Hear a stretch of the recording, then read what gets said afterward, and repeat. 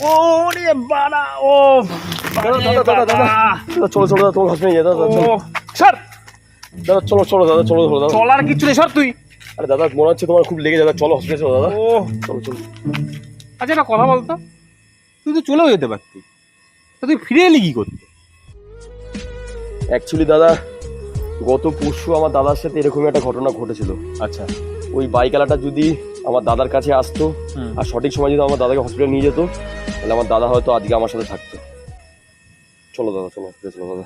কেসটা হচ্ছে ভাই, তুই আজকেও লেট হয়ে গেছিস। মানে